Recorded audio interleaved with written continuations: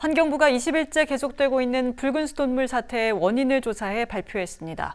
무리한 수계 전환이 이번 사태를 불러온 것으로 조사됐는데요. 탁독의 고장도 파악하지 못하는 등 상수도 정책의 총체적인 부실이 확인됐습니다. 먼저 환경부의 조사 결과를 이형구 기자가 정리했습니다. 필터가 시커멓게 변하고 물에서 검은색 알게이가 나오는 붉은 수돗물 사태. 무리한 수계 전환이 직접적 원인으로 조사됐습니다. 인천은 한강물을 끌어와 수돗물을 만듭니다. 풍납 취수장 물은 공촌 정수장을 거쳐 문제가 된 서구와 영종, 강화로 공급됩니다. 하지만 지난달 30일 풍납 취수장과 성산 가압장이 전기 점검으로 가동이 중단되면서 수산 정수장 물을 공촌 정수장으로 끌어다 이 지역에 공급했습니다.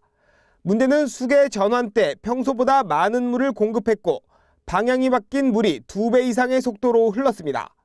이때 관에 붙어있던 침전물이 떨어져 나와 붉은 수돗물이 발생한 걸로 조사했습니다.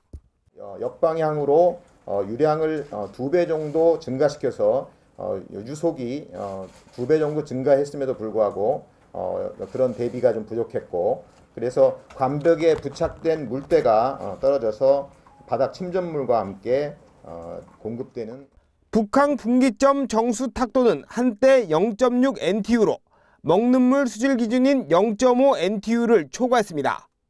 또 공촌 정수장 개통 배수지 탁도는 최대 0.24 NTU로 0.07 NTU인 평소보다 3배 이상 높았던 것으로 확인됐습니다.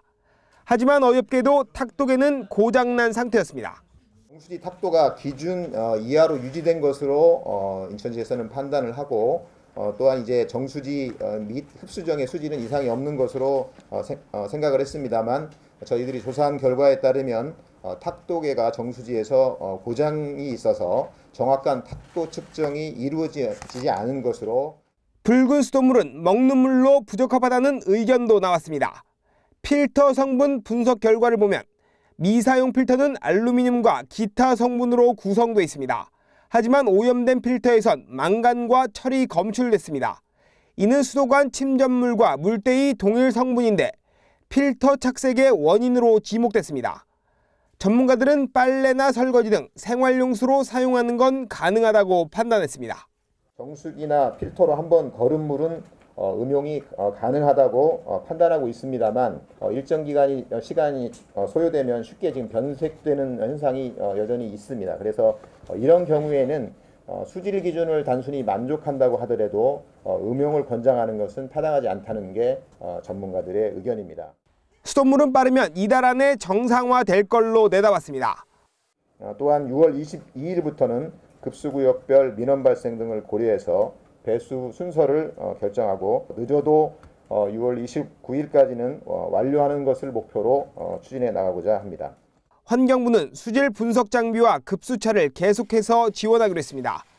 또 정부원인 조사반에 조사 결과 백서를 7월까지 배포하고 올해 안에 유사 사례 재발 방지를 위한 대응 체계를 마련할 예정이라고 밝혔습니다. 티브로드 뉴스 영입니다.